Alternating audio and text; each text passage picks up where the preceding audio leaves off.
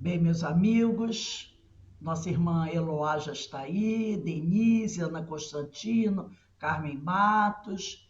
Nesse horário, 17 horas, das quintas-feiras, nós estudamos essa obra de Hermínio de Miranda, Diversidade dos Carismas, Teoria e Prática da Mediunidade.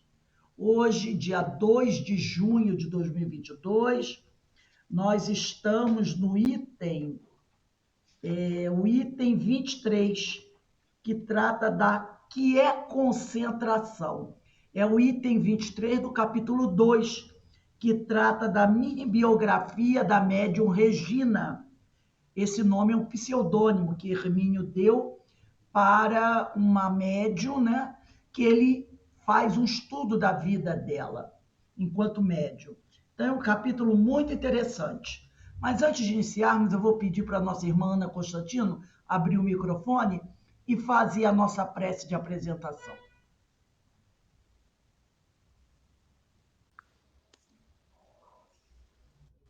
Nesse momento, levar os pensamentos a Deus, ao Mestre Jesus, ao mentor dessa casa, Francisco de Assis, para mais um estudo da tarde de hoje. Que Jesus possa nos amparar, que a espiritualidade amiga, abrir nossas mentes, para que possamos facilitar o aprendizado, que possamos também aproveitar esse momento, esse banquete espiritual. Que Jesus possa estar conosco, agora e sempre, e pedimos a permissão do alto para iniciar o estudo da tarde de hoje. Que assim seja, na graça de Deus. Graças a Deus. Eu acredito que o som esteja bom, qualquer coisinha vocês me avisem, tá? Então nós vamos começar, como eu disse a vocês, estamos no capítulo 23, que trata da concentração. Nós já avançamos bem nesse capítulo e o item aonde nós vamos começar o parágrafo, diz assim, eu acredito que todos tenham aí marcados, né? Eu vou começar um parágrafo antes de onde nós marcamos de começar, só para a gente pegar bem o tema. Diz assim: a terminologia inglesa eletrônica dispõe das palavras adequadas, input e output, entrada e saída. O que por aí transita fica depositado em dois arquivos especiais. Um, o subconsciente, onde se encontra o material de uso corrente, que pode ser evocado com relativa facilidade. Outro, o inconsciente, espécie de arquivo morto, de acesso mais difícil, mas não impossível. O subconsciente retém as lembranças da vida presente e, por isso, de acesso mais fácil. O inconsciente é o vastíssimo armazém das memórias passadas, desde que começou a funcionar em nós o dispositivo da consciência, que nos identifica como um ser à parte, distinto do mundo em que vivemos e das demais formas de vida nele existentes. Agora nós vamos começar na aula de hoje. Não sei se Budgeton concordaria com esse esquema.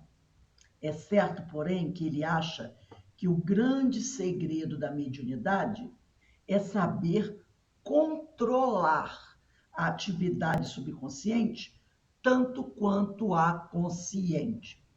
Até que o médium consiga isso, acha ele impraticável a produção de mensagens convincentes que possam ser consideradas como de mentes alheias e não da sua própria. Não estamos muito de acordo neste ponto. Quer dizer, Hermínio não concorda muito com o escritor inglês, mesmo porque a experiência ensina que não devemos dogmatizar com nenhum aspecto da mediunidade ou, para ser mais amplo e abrangente, com nenhum aspecto da complexa atividade mental do ser humano. Então, ele é adepto daquele negócio. Nada de bater martelo. Não é nada de ficar batendo martelo. é assim, tem que ser assim, só funciona assim. Ele não concorda com isso. Então ele fala, nada de ficar dogmatizando em relação a isso. Até porque nós sabemos que nós somos individualidades. Então, da forma que funciona com um médium, pode não funcionar com o outro. E aí ele diz assim, acho que por muito tempo, e bota tempo nisso, teremos surpresas e mistérios a decifrar nesse campo de estudo. Testemunhamos, às vezes, notáveis fenômenos e comunicações de irrespondível evidência mediúnica em sensitivos que, obviamente, não demonstraram conhecer com tanta nitidez como desejaria Buntington a distinção entre ideias próprias e alheias, ou que dominem com perfeição os dispositivos da mente. Não há dúvida, porém, de que o bom funcionamento da mediunidade exige certo controle do que se passa no consciente e no subconsciente, ou, para dizer de outra maneira, capacidade para ceder espaço mental desobstruída ao espírito comunicante, estranho à individualidade do médium.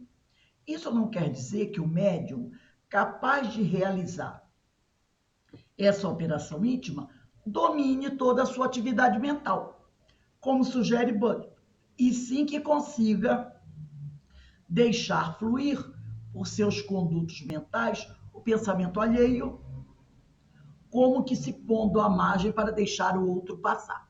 Então ele diz que muitas vezes você pode encontrar médiuns que recebam boas comunicações, mas que não conheçam com essa perfeição toda que o escritor inglês exige, essa forma, esse método de comunicação. Quantas vezes nós já vimos, ou pelo menos nos estudos, médiuns que não são espíritas, trazendo comunicações louváveis. Tá? Então, ele diz que é lógico que o ideal é que o médium tenha conhecimento, tenha treinamento, tá? É o ideal. Mas nós não podemos dizer que um médium que não tenha esse controle total do consciente e do inconsciente não possa fazê-lo. Tanto que ele diz aqui, ó, isso não quer dizer que o médium capaz de realizar essa operação íntima domine toda a sua capacidade, a sua atividade mental, como sugere Buntington, e sim que ele consiga, o médium, deixar fluir por seus condutos mentais o pensamento alheio, como que se pondo à margem para deixar o outro passar. Tanto isso é verdade que muitas das melhores mensagens e dos mais convincentes fenômenos ocorrem quando o sensitivo, seja ele médium praticante ou não, encontra-se distraído com uma atividade manual rotineira e repetitiva que não induz a nenhum esforço especial de concentração extenuante. Alguns dos melhores insights me ocorrem, por exemplo, pela manhã, enquanto me barbeio. É a típica atividade automatizada que libera a mente para um trabalho próprio ou alheio dos mais interessantes. Então, quando você está numa atividade automatizada, você não está pensando em nada. Você está concentrada fazendo aquilo ali, que não exige de você grandes conhecimentos, porque ela já está automatizada. Nesse momento, você abre espaço na sua mente para que um pensamento vindo do seu inconsciente, ou do seu subconsciente, ou de um outro espírito, possa penetrar. Quando você está distraído, né? Então ele diz aqui, ideias que provavelmente foram discutidas, pensadas ou implantadas durante um sono fisiológico emergem naqueles momentos de relaxamento, precisamente quando a atividade consciente está reduzida ao mínimo possível, quase ao nível zero, ocupada apenas em tarefas rotineiras, em movimentos e cuidados automatizados, cedendo espaço mental para pensamentos e ideias do subconsciente ou do inconsciente. Então, quando você está fazendo uma coisa, aí estou limpando a casa, que não necessita de você tanto conhecimento e ciência, passando uma vassoura, lavando uma louça, que você está ali, ó, muito distraído. Então, você fica, né, como ele diz aqui, atividade consciente está reduzida ao mínimo possível, quase ao nível zero. Uma coisa que você faz praticamente quase de olhos fechados. Em uma de tais ocasiões, fui surpreendido com uma expressão desconhecida, que somente depois de atenta pesquisa descobri que provinha da língua alemã, que desconheço, e que tinha estreita conexão com certas questões que então compareciam com certa frequência à minha mente nas horas de meditação.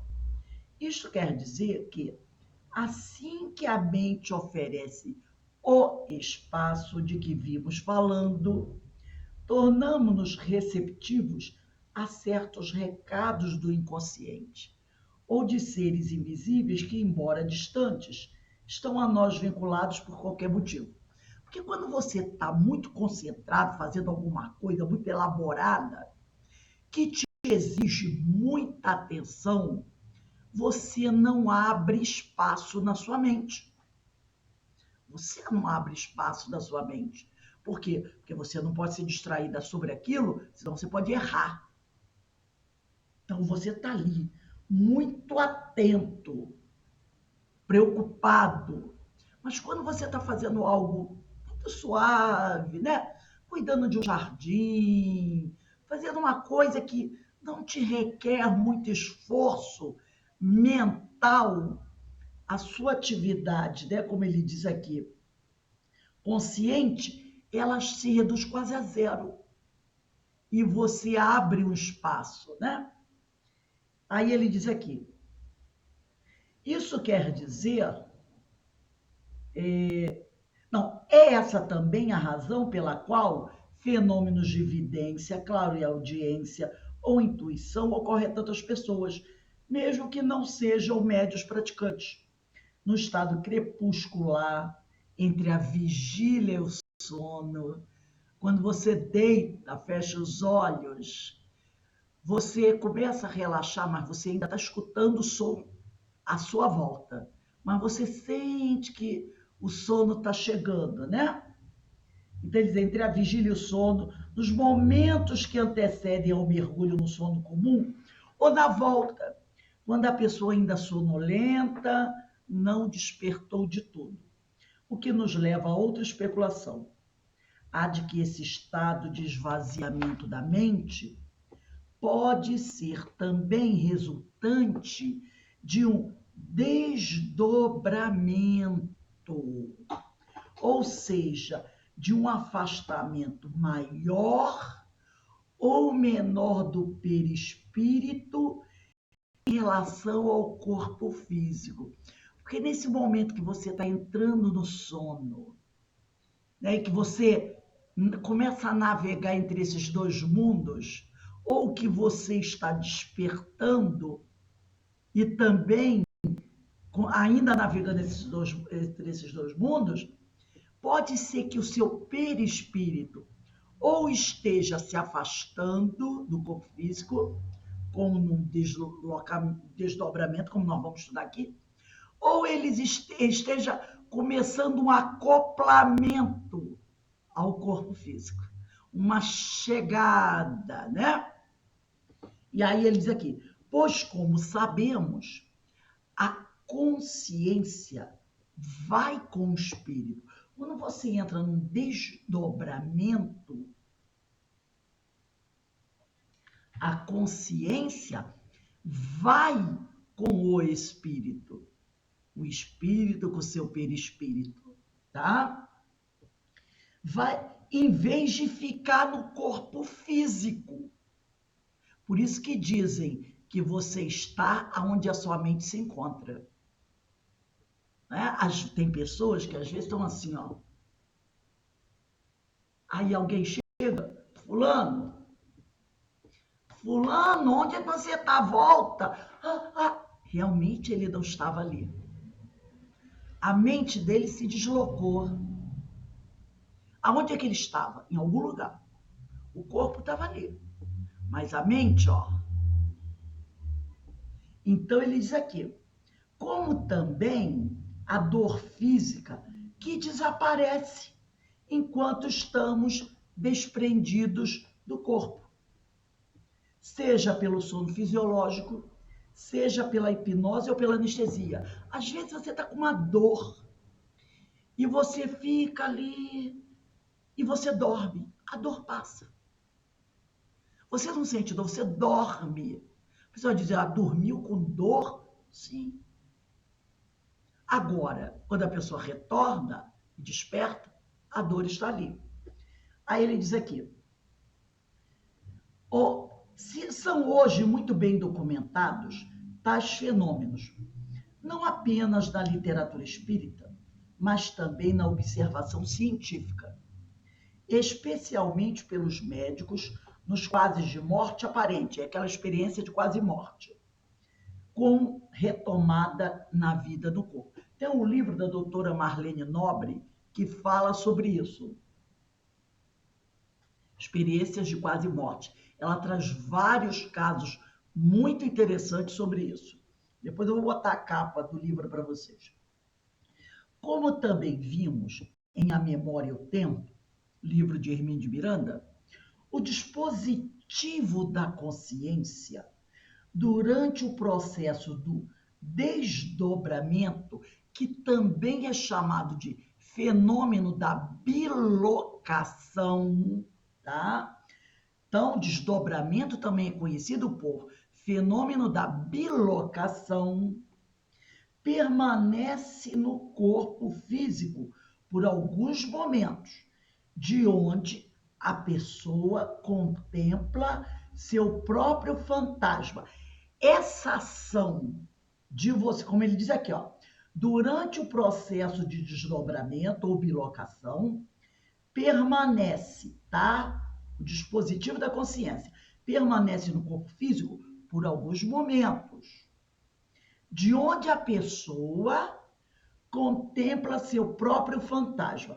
Essa capacidade de você começar a desdobrar e ver o seu corpo ou na cama, em algum lugar, é chamado de autoscopia, tá? Por isso que ele diz aqui, ó, onde a pessoa contempla seu próprio fantasma. Essa capacidade de contemplar seu próprio corpo chama-se autoscopia. Em seguida, fica como que dividida. O espírito começa seu desdobramento, ele fica como que dividido entre o corpo físico e o corpo espiritual. O dispositivo da consciência fica dividido temporariamente entre o corpo físico, que ele começa a contemplar, e o corpo espiritual. Tipo assim, para onde eu vou? O dispositivo da consciência, tá? Para finalmente migrar para este último, que é o corpo espiritual. Então, quando você começa a entrar num processo, num estado alterado de consciência, e você começa a se desdobrar, o dispositivo da consciência começa a perceber o corpo físico e o corpo espiritual. Esse é o momento da autoscopia, que a sua mente começa a perceber os dois corpos, até que toma-se a decisão de seguir com o espírito, que está, logicamente, com o seu perispírito. Eu trouxe aqui no livro A Memória e o Tempo, do capítulo 4, tá? item 23, quem tem esse livro, capítulo 4, item 23, no 6º parágrafo, que vai tratar de um fato tipo esse. O capítulo 4 do item 23, ele vai falar de Rochas e o Espiritismo. É o capítulo 4, item 23. Deixa eu só anotar aqui. Capítulo 4, item 23, 6º parágrafo. E ele vai falar sobre Rochas. Foi um grande pesquisador no livro A Memória e o Tempo. Ele vai dizer assim: Rochas teve, no entanto, oportunidade de observar pessoalmente certos fenômenos mediúnicos que eclodiram inesperadamente em suas pesquisas, ainda que não muito desejados, pois ele confessa honestamente que a coisa aconteceu malgrado mó, quer dizer, a sua revelia. É o 6º parágrafo, tá? Desse item 23 que está no capítulo 4. E ele diz assim: vale a pena aqui abrir um pouco de espaço para reavaliar tais experiências, que oferecem aspectos singularmente interessantes para os objetivos de nosso estudo. Trata-se do caso Mirelli, ao qual ele dedica todo o capítulo da 4ª parte de seu livro. Mirelli e Nathalie eram duas senhoras parisienses de suas relações de amizade. Ele já havia experimentado com ambas, que eram boas sensitivas, antes de haver observado experimentalmente a regressão da memória. Lembra-se de que, à época, Mirelli, em transe, referia-se a ela própria, mencionando um nome de batismo diferente do seu. Perguntada a respeito dessa anomalia, dissera que foi o nome que ela teve quando fora uma condessa polonesa. Só um instantinho aí. 7, 8, 9, 11, 12. Vamos pular agora para o 13º parágrafo. O 13º diz assim: as experiências com Mirelli se realizaram em 1894, 10 anos antes que o coronel Faria com Josefine, e que o puseram inesperadamente face a face com o problema da reencarnação. Os fenômenos básicos, não obstante, são os mesmos, como era de esperar-se. Mirelli vê primeiro a formação de um corpo diáfano, reprodução exata do seu. O que ela está vendo? A formação do perispírito, né? Porque é a primeira coisa que ela vê. Ela começa a ver o dispositivo da sua o dispositivo do consciente começa a ver um corpo diáfano, tá? Reprodução exata do corpo físico dela, mas que ela parece ver de dentro. À medida que a magnetização prossegue, ela o vê condensar-se gradualmente e elevar-se no espaço. A partir de certo momento, ela deixa de ver o corpo sutil, seu perispírito, e passa a ver o seu corpo físico, como se o contemplasse à distância. Isso é autoscopia. Entendeu? Ela vê o corpo físico dela à distância. Isso é a autoscopia. Essas observações são de grande interesse, porque nos suprem um exemplo vivo e experimental do deslocamento da consciência, nos estágios iniciais do processo de desdobramento. O sensitivo, ainda preso ao seu corpo físico, contempla daí a preparação do corpo perispiritual. Assim que este se acha nas condições adequadas, passa para ele, para o corpo perispiritual, a consciência observadora, que, revertida a posição, passa a contemplar agora do perispírito a visão do corpo físico, temporariamente abandonado. A sensitiva tem logo a visão de outros seres espirituais à sua volta. O que ocorre com frequência em tais experiências. Alguns ela reconhece facilmente como seres humanos movimentando-se em seus corpos sutis. Outros, porém, se apresentam sob forma larval. Sob forma larval, ou seja, deformados, e se esforçam por aspirar as energias que emanam do seu corpo sutil. Então, ela começa, quando ela deixa totalmente o corpo físico e o dispositivo da sua consciência, a sua consciência, se acopla ao perispírito e ela se afasta e vê o seu corpo físico, aí é a autoscopia, ela começa então, porque a mente dela agora está integrada ao perispírito, ela então começa a ver outros humanos, quer dizer, outros perispíritos de pessoas, né, que podem estar até encarnadas, mas que também estão em desdobramento, porque às vezes você pode estar desdobrado e você pode estar vendo outro encarnado que também está desdobrado.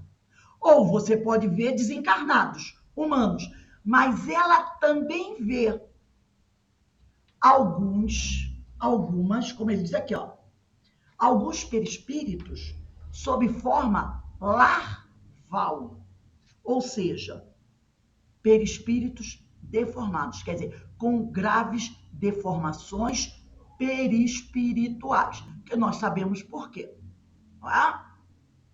Devido aos vícios, aos equívocos, aos processos hipnóticos que podem sofrer. E esses espíritos que ela vê com essas deformações perispirituais tentam aspirar as energias que emanam do perispírito dela. Eles estão precisando de quê? Da energia o quê? Animal que ela ainda traz. Pode falar, Carmen. Isso é vampirismo? Sim, vampirismo. Nossa, isso aí é... Vampiriza. Isso é filme de terror, isso aí. Podem vampirizar uma pessoa num desdobramento, como podem vampirizar uma pessoa que está desperta. Os dependentes químicos são muito vampirizados. Olha como está a energia do perispírito deles. Imagina vamos pensar assim, Cracolândia em São Paulo.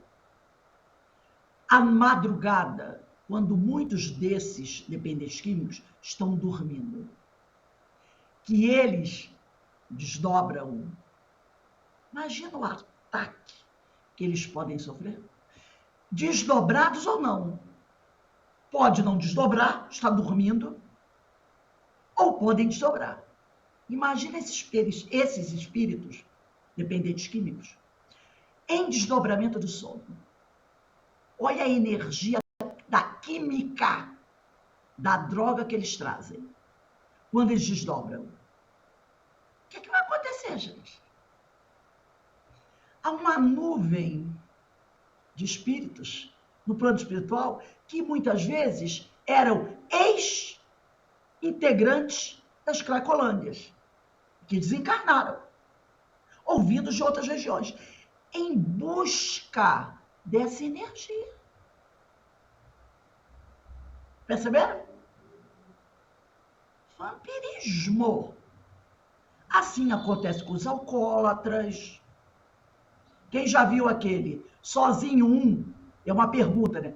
É o vídeo. O nome do vídeo é Sozinho com ponto de interrogação. Eu Sozinho 1, Sozinho 2, Sozinho. Quem não viu ainda, vai lá no Google, bota assim, ó. Vídeo Sozinho e põe Sozinho 1 e põe um ponto de interrogação. Assista. Depois vai ver Sozinho 2. É porque é uma pergunta. Sozinho? E tem 1, 2, 3, 4, 5. Tá? Então, vamos voltar aqui à diversidade dos carismas.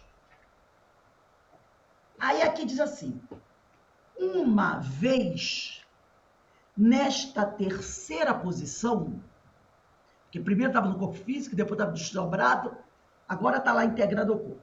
O cérebro físico, embora continue energizado, porque você tem o espírito, tem ali o perispírito e o cérebro físico, que está lá, quietinho no corpo físico.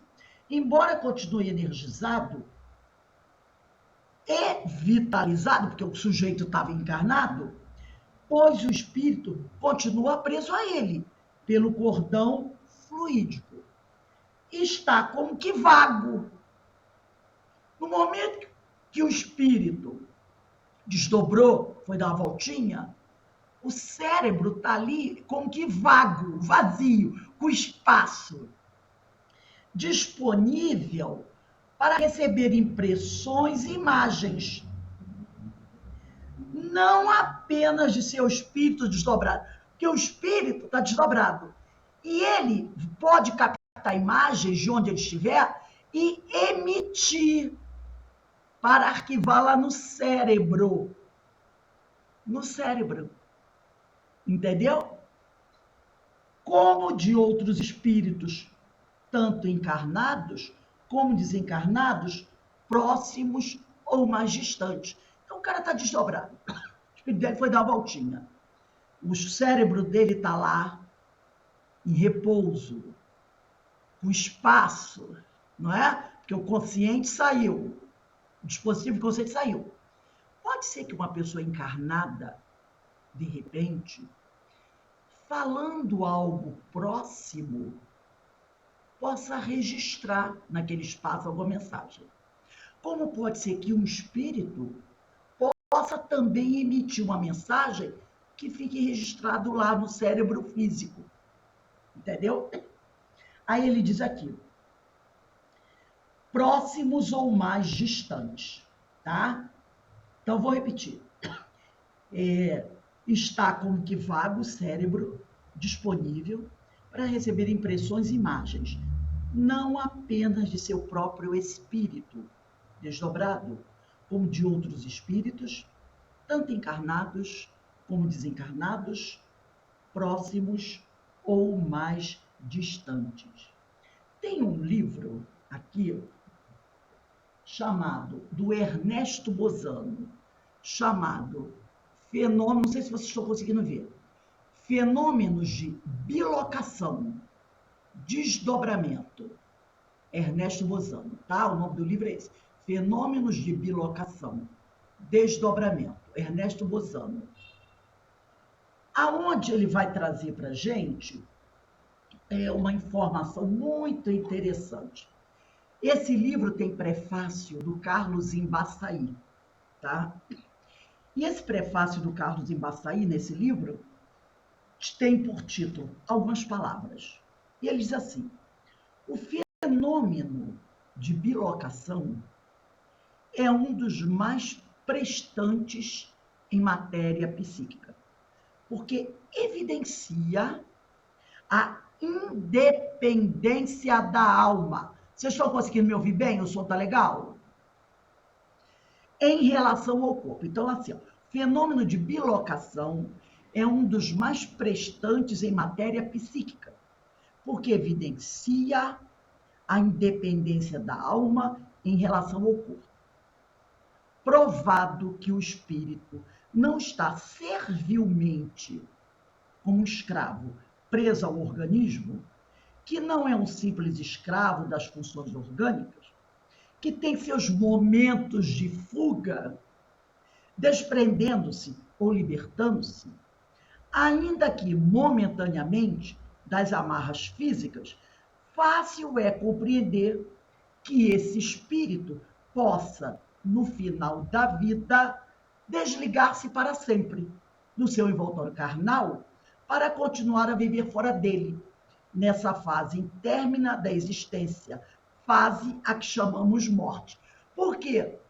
O espírito adquire prática. Todas as noites, ele dá uma saidinha. Ele dá uma saidinha, mas ele tem que voltar.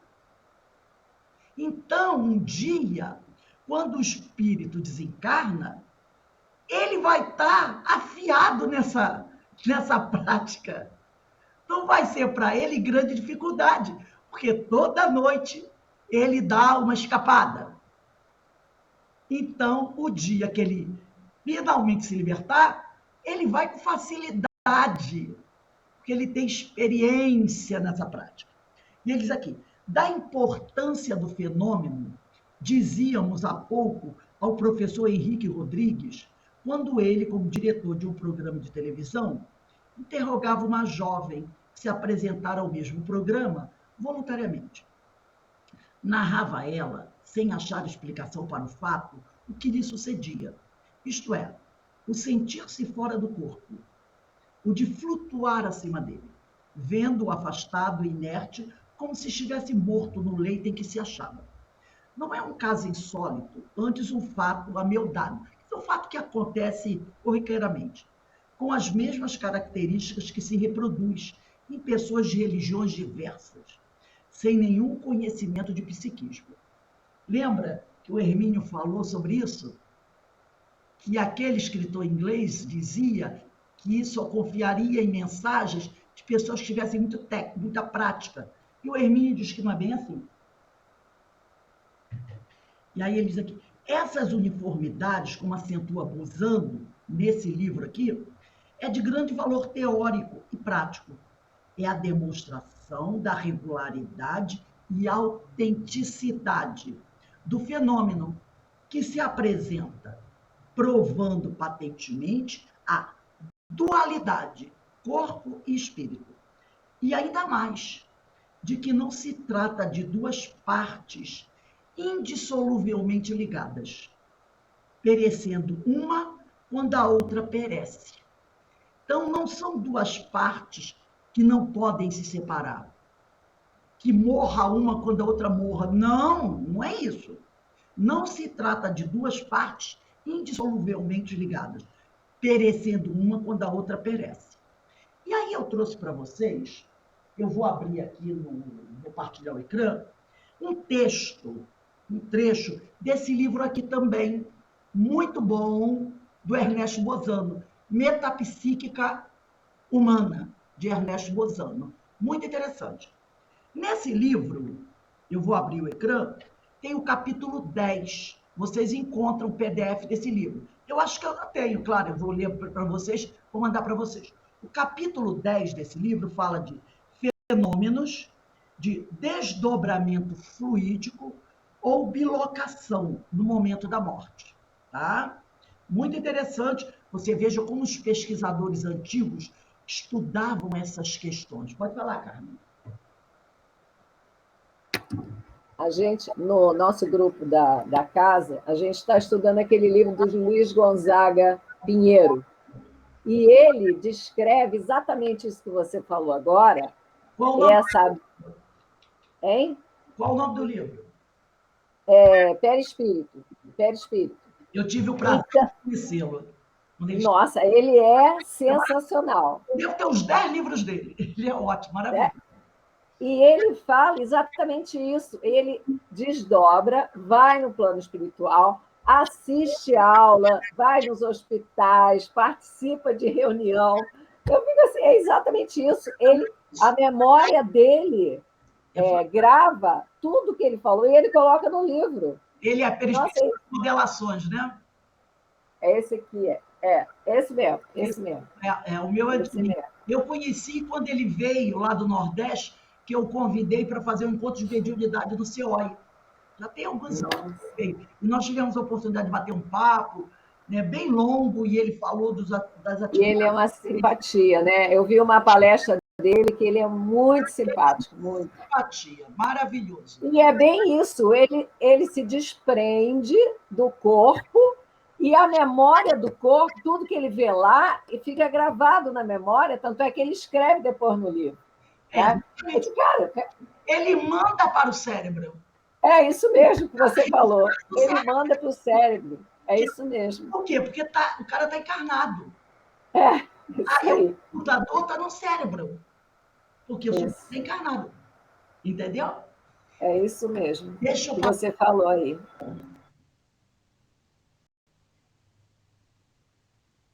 Ele tem alguns livros maravilhosos sobre doutrinação, muito bons mesmo. Aqui, deixa eu compartilhar aqui. Nesse livro, olha, o capítulo 10 está aí, ó, fenômenos de desdobramento fluídico ou bilocação no momento da morte. Terceira categoria. Então, é esse livro aqui, tá? Metapsíquica Humana, Ernesto Bozano. Esse livro é um desses chamados de clássicos da doutrina espírita, né? Então, o Ernesto Bozano vai começar a contar um caso. Começarei por um episódio de desdobramento fluídico sob a ação do clorofórmio. Naquela época, né? Qualquer cirurgia era tudo feito à base de clorofórmio. Que, embora não faça precisamente parte do tema aqui examinado, concernente aos fenômenos dessa natureza, quando se verificam no momento pré-agônico, parece-me oportuno aqui citá-lo a título de introdução, tanto mais quanto os casos de desdobramento fluídico nos cloroformizados são frequentes e grande significação. Vocês estão conseguindo ver direitinho, não é? Só confirma aí para mim. Tá todo mundo conseguindo ver? Sim, sim, Rose, está muito bom. A senhora Edith Arkdale, conhecida autora de livros sobre viagens e explorações africanas, narra o incidente pessoal que se segue em carta dirigida ao diretor do Light. Light era um jornal espiritualista, né? Era muito comum naquela época, no século XIX, as pessoas viajarem pela África, pelo Congo e outras regiões da África. Pela Índia também. A experiência de Sir Arthur Conan Doyle, todo mundo sabe, né? O criador do personagem Sherlock Holmes, referente a um seu filhinho que, em estado de delírio, viu o que se passava em outro quarto, é semelhante ao que comigo, pessoalmente, se passou, quando em Joanesburgo, e a senhora citando, África do Sul, me submeti à ação do clorofórmio para a extração de um dente. Então, a senhora está contando o fato. Cada vez que o dentista de mim se aproximava com o boticão, eu lhe dizia, ainda não estou dormindo. E o dentista, naturalmente, administrava-me nova dose de narcótico. De repente, vi-me em pé ao lado da cadeira, sobre a qual jazia o meu corpo, e senti vivo desejo de não mais nele integrar-me. Então, ela está contando o fato que aconteceu, né? Esforcei-me, pois, em pedir mais e mais clorofórmio, com o fim deliberado de me fazer matar. Ela não queria voltar mais para o corpo físico, queria ficar no plano espiritual. Disse-me o dentista que, de fato, cada vez que ele se dispunha a fazer a extração, eu repetia, mais clorofórmio. Acabou ele por não mais me poder atender, porque ele percebeu que ela ia morrer, renunciando a extrair-me o dente naquele momento. Pouco depois, encontrei-me de novo no meu corpo e despertei. Transportaram-me, então, para um outro quarto. Colocaram-me numa espreguiçadeira alta, de algumas polegadas apenas. Um médico chamado administrou novamente o clorofórmio e procederam à extração. Mas, durante a operação, coisas verdadeiramente extraordinárias comigo se passaram. Achava-me fora do corpo, suspensa no ar, perfeitamente cônscia da grande mudança que em mim se havia dado. E o que de mais interessante houve foi que notei, subitamente, possuir reminiscências que se estendiam por séculos. De repente ela percebeu, na sua mente, que ela estava lembrando de coisas de vidas passadas. Na realidade, ela não usou esse termo, mas lembranças antigas. Vibrante exultei, embora soubesse não estar morta e ter de voltar dentro em pouco ao meu corpo. Pensar na grande nova comunicação. Ela estava pensando, a novidade que eu vou contar para todo mundo. Ela pensava assim, quando eu despertar, eu vou contar para todo mundo a grande nova, né? E na necessidade portanto, de me não esquecer do que está passando. Então, ela ficou, né, no plano espiritual, desdobrada, pensando, gente, eu vou ter muita coisa para contar quando eu voltar ao corpo. Pessoal, mas tem um negócio, eu tenho que fazer o esforço para não esquecer do que eu estou vendo.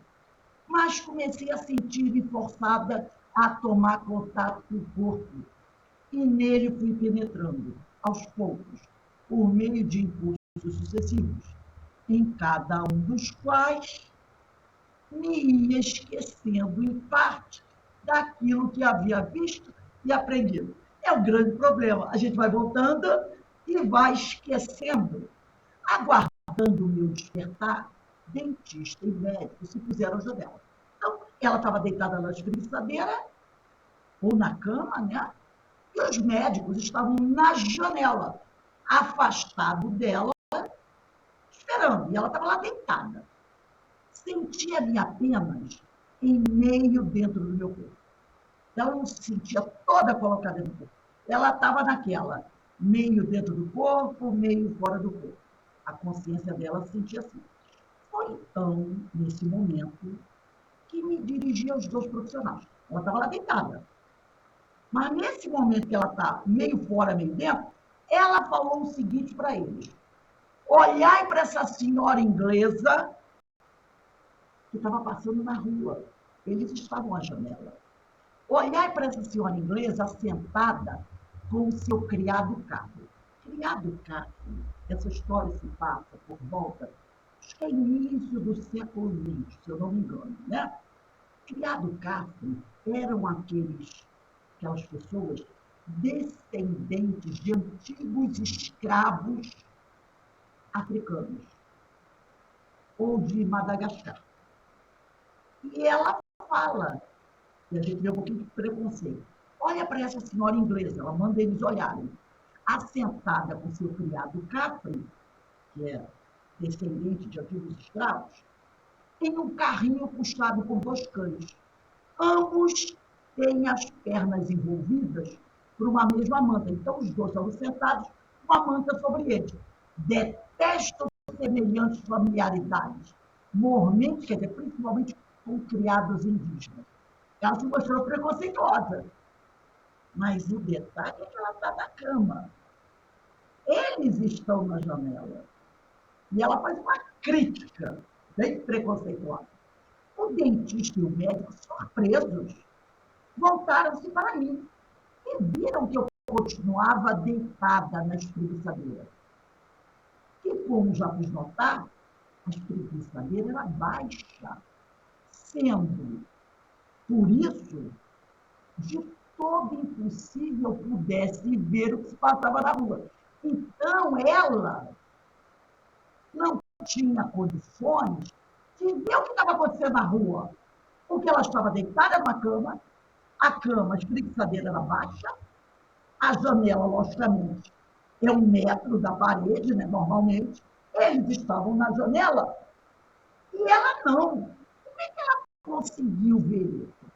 O gabinete dentário se achava situado no último andar do prédio, cuja construção não permitia daí se pudesse olhar para a rua, sem se ter de debruçar bastante a janela. Foi o que ambos fizeram, o médico e o dentista. Então, eles se debruçaram e viram o carrinho puxado por cães com a senhora inglesa dentro, ao lado do criado Capri, ambos com as pernas envolvidas pelo mesmo manto de viagem. Voltaram-se então para mim e constataram que o carrinho permanecia ainda em estado de inconsciente. Acabava, entretanto, de descrever qualquer coisa que os meus olhos, bem fechados, não haviam certamente podido ver, até porque ela estava deitada numa espreguiçadeira quase no chão, mormente na posição e no lugar que eu estava. Depois dessa ocorrência, não mais duvidei do futuro nem além. Pela ação do clorofórmio, minha personalidade espiritual foi momentaneamente libertada dos meandros corporais e se achou no meio que a espera depois da crise que chamamos morte. tive a prova, portanto, de que não morremos, né? Então, olha só, minha personalidade espiritual foi momentaneamente libertada dos medos corporais e se achou no meio da espera, quer dizer, no ambiente da espera, depois da... Rose, o som ficou abafado. Eu vou parar de partilhar agora. Vê se melhorou. Aí eu acho que é questão de internet. Vou tentar aumentar o som aqui para ver se melhora. Vê se melhorou agora o som um pouco para vocês. Melhorou um pouco? Tá? Então, ótimo. Então, veja só o que acontece. Né? Essa mulher teve toda uma experiência. E o interessante é que ela, quando está voltando do transe, ela ainda está meio no corpo, meio fora dele. E ela vê algo na rua que não poderia ver, já que ela estava deitada. Então, quem é que viu? O espírito. E ela narrou para eles. Né? Então, aqui, vamos voltar agora para o livro do Hermínio. Todo esse procedimento, vocês estão me ouvindo bem? Todo esse procedimento ocorre em estado de relaxamento, de descontração, de repouso, durante o qual a realidade física externa fica como que isolada da realidade interna, espiritual e mental. Tá? Então, ele diz aqui, todo esse procedimento ocorre em estado de relaxamento, de descontração, de repouso, durante o qual a realidade física externa fica como que isolada da realidade interna, espiritual e mental. Parece lógico, portanto, concluir que talvez não haja aqui um processo efetivo de bloquear o pensamento e fazê-lo estancar nas fontes profundas da mente, mas sim uma técnica, segundo a qual o perispírito, parcialmente desdobrado no corpo físico, leva consigo o dispositivo da consciência, deixando vagos e em disponibilidade os mecanismos correspondentes no organismo físico por onde circulam ideias, imagens e pensamentos, sob seu comando, sob o comando do espírito. Então, o espírito está desdobrado, mas está no comando do processo todo. Tá? E aí ele diz aqui, de tudo o que ficou dito, fica-nos, portanto, a conclusão de que, em vez de um esforço quase físico ou mental de concentração, o médio princípio é exatamente o contrário. Isto é, de um estado de relaxamento que cria-se nele a receptividade necessária ao desempenho de sua tarefa.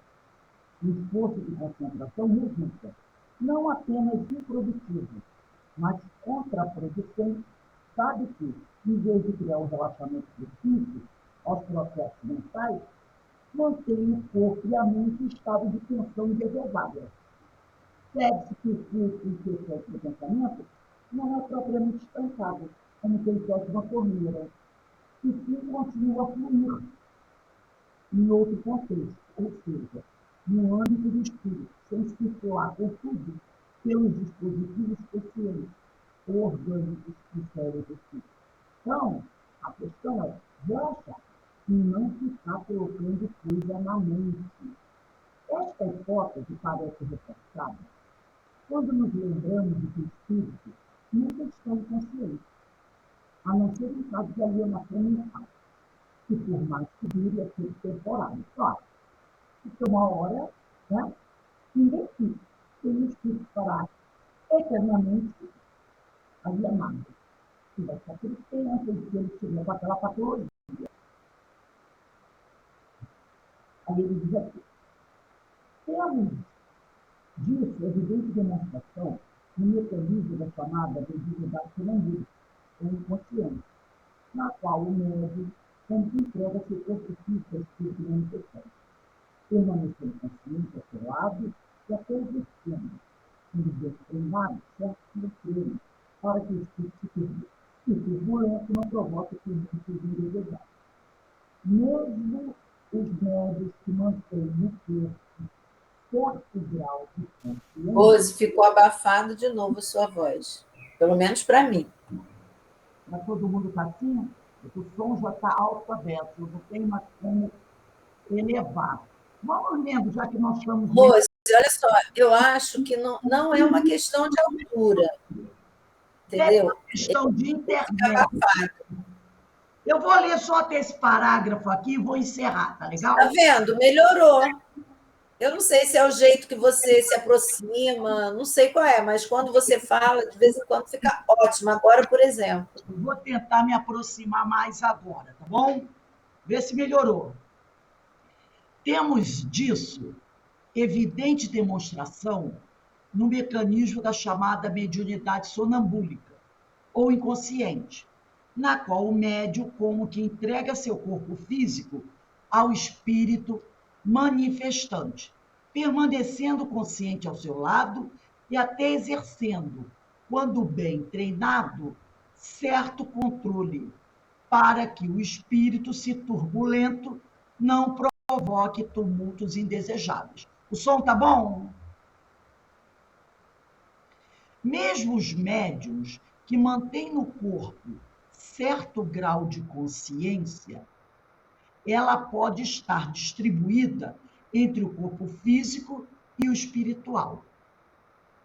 Acompanham a manifestação que se realiza por intermédio de seus corpos físicos, assistem aos gestos, ouvem a voz, mas não conseguem interferir para que os seus pensamentos se reproduzam e não os do manifestante.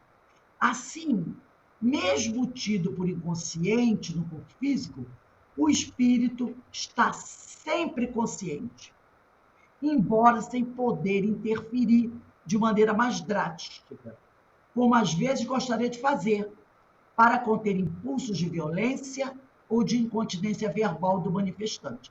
Então, olha como isso aqui é interessante. Eu vou voltar para já te analisar esse trecho, que é muito importante para quem está na mesa mediúnica. Olha só.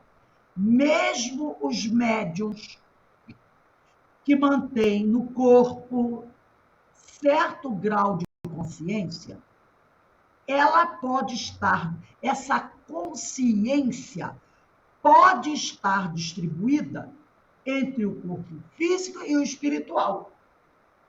Então, a consciência pode se dividir entre o corpo físico e o corpo espiritual. Acompanham a manifestação que se realiza por intermédio de seus corpos físicos, assistem aos gestos, ouvem a voz, mas não conseguem interferir para que os seus pensamentos se reproduzam e não os do manifestante. Assim, mesmo tido por inconsciente no corpo físico, o espírito está sempre consciente, embora sem poder interferir de maneira mais drástica, como às vezes gostaria de fazer, para conter impulsos de violência ou de incontinência verbal do manifestante. Então, às vezes, o médium não consegue interferir. Por quê? Porque parece, né, que essa consciência dele, mesmo que ele mantenha um certo grau de consciência, essa consciência dele pode estar meio que dividida entre o corpo físico e espiritual. Então, ele muitas vezes não consegue, por causa disso, interferir como ele gostaria de fazer naquela comunicação. quando o espírito muitas vezes fala alto, muitas vezes ele não consegue, ele quer interferir, ele quer impedir aquilo, mas muitas vezes ele não consegue. Então, esse trecho é muito importante, né? Agora, é o que ele diz aqui também. Assim, mesmo tido por inconsciente no corpo físico, o espírito está sempre consciente, mesmo que ele não possa interferir da forma como ele gostaria de interferir. Porque é como se houvesse uma divisão da sua consciência. Porque ela fica, de certo modo, uma parte no corpo físico, outra parte no seu perispírito. E ele diz aqui, ao discorrer sobre fenômenos de alucinação, Buntington volta a lembrar que a concentração da maneira pela qual entendem deve ser evitada e não desejada. É aquela concentração de você ficar criando imagens na sua mente. Acha ele que, como ficou dito há pouco, essa é também minha experiência, diz o Hermínio, que a pressão e a tensão da chamada concentração é aquela coisa, vamos nos concentrar. Quando o sujeito tem dificuldade, cria uma certa tensão nele. Euzinha sou uma delas, pela qual muitos a entendem, deve ser evitada e não desejada. Acha ele, como ficou dito há pouco, essa é também minha experiência, diz Hermínio, que a pressão e a tensão da chamada concentração devem ser excluídas ou neutralizadas, precisamente para não criarem dificuldades ao exercício das faculdades, que precisamos livres de distorções e deformações alucinatórias. É preferível e desejável, no desempenho do trabalho mediúnico, a tranquila espera em estado de relaxamento e descontração. Tanto o desenvolvimento da mediunidade, portanto, quanto sua utilização regular devem ser regidos pelo princípio da espontaneidade, sem forçar nada, seja para desenvolver faculdades mediúnicas a qualquer preço, seja para produzir fenômenos de qualquer maneira. De tais esforços podem resultar não apenas fenômenos alucinatórios ou fantasiosos, mas também exaustão física e mental indesejável, né? Indesejáveis. Quando fica lá, vamos lá, gente, concentra aí, gente. Concentra aí. Vamos. Isso pode acontecer, como ele diz aqui, ó, pode provocar no médium fenômenos alucinatórios ou fantasiosos. Ele começa a fantasiar porque ele tem que concentrar. Afinal, estão mandando ele concentrar. Aí ele começa o quê? Fantasiar. Além de tudo, pode causar nele uma exaustão física e mental indesejável.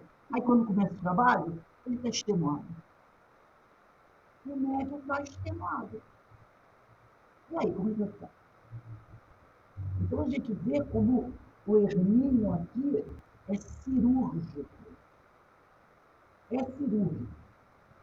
Eu vou pedir a vocês, quem tem o livro, acredito que eles tenham, que voltem a ler o parágrafo anterior a esse que nós encerramos aqui. O parágrafo anterior diz assim, esta hipótese parece reforçada, né? Voltem a ler isso, porque nesse parágrafo ele vai falar sobre esse grau de consciência que parece estar distribuído entre o corpo físico e o espiritual. Porque tem médiuns também que às vezes são muito cobrados, porque, poxa, você deixou o espírito dar um tapa na mesa e fazer barulho. Você deixou o espírito falar muito alto. Você não é um médium disciplinado. E nesse parágrafo aqui, Ele fala sobre isso, né?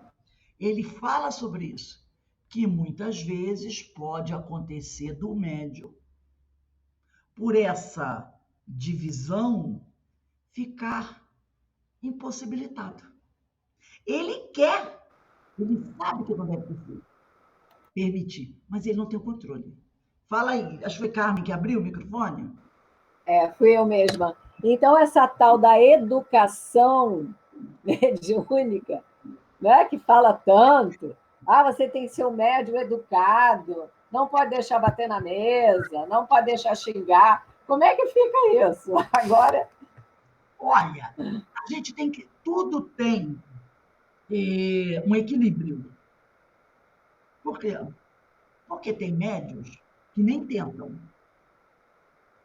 O médio educado, tem uma coisa que a pessoa diz o seguinte: o médio educado, ele tem que permitir ao espírito falar. Não deixar o espírito dar soco, pular, jogar, falar palavrão. Mas ele precisa deixar o espírito falar. E muitas vezes, para o espírito falar, ele tem que usar também a sua agressão. Porque, afinal, como é que você vai saber aquela coisa que ele quer passar? Ele pode muito bem ser agressivo na sua fala. Usar até palavras pesadas, como miserável, desgraçado, infeliz, eu vou te matar. Você tem que permitir isso. Agora, é lógico que entre colocar a mão firme na mesa e dar um soco, há uma diferença. Então, quando ele diz aqui, né, ele diz aqui, mesmo os médios que mantêm no corpo certo grau de consciência, ela pode estar distribuída entre o corpo físico e espiritual. Acompanham a manifestação, olha só, eles acompanham os médios, a manifestação que se realiza por seus corpos físicos, assistem aos gestos, ouvem a voz, mas não conseguem interferir para que os seus pensamentos se reproduzam e não os do manifestante. Assim, mesmo tido por inconsciente no corpo físico, o espírito está sempre consciente, embora sem poder interferir de maneira mais drástica. Ele pode interferir, mas às vezes não de maneira mais drástica. Fazer calar o espírito. Então, ele pode interferir. Entendeu? Mas talvez não de maneira mais drástica, como às vezes gostaria de fazer para conter impulsos de violência ou de incontinência verbal, aquele que fala palavras duras, do manifestante.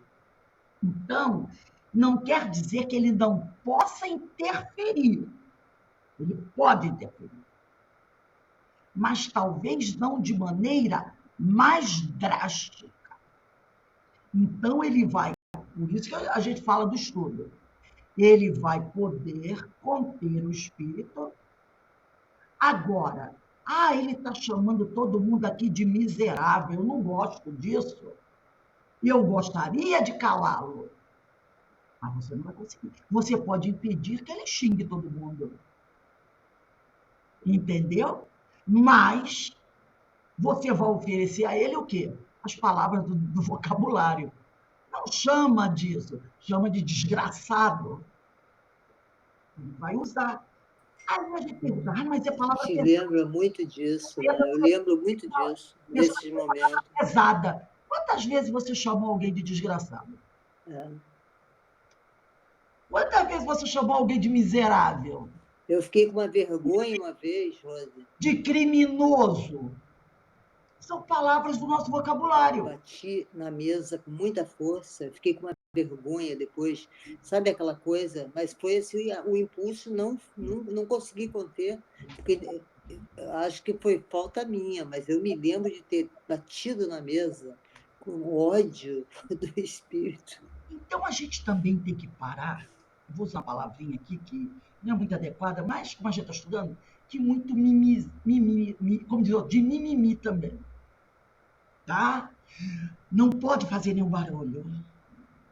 Não pode ter uma voz um pouco mais alta.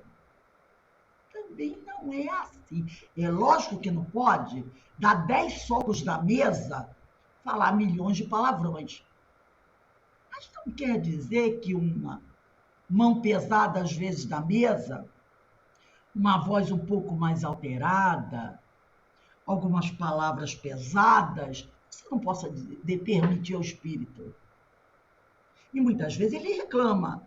Estão me prendendo, estão me impedindo de falar o que eu quero. E aí ele está sendo grosso. Aí você pensa assim, meu Deus, ele já está sendo duro, falando o que quer, imagine se não impedisse. Então, é o que ele falou aqui. Às vezes o médium não pode interferir de maneira mais drástica, mas pode interferir, impedindo palavras de baixo calão, bagunça.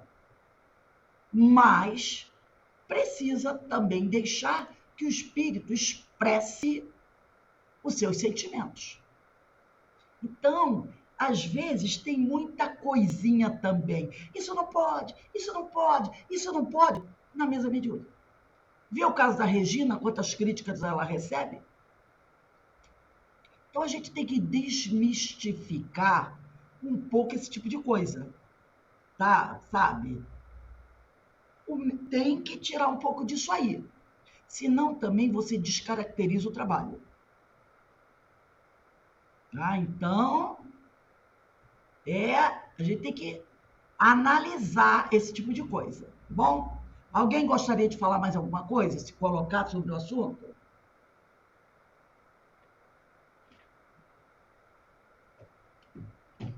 Então, às vezes, a gente escuta muito... É muito bom, né, Rose? Você vê que as coisas mudam, né? Os estudos vão esclarecendo a gente, né? Eu só tive uma casa espírita, só frequentei Jesus Gonçalves.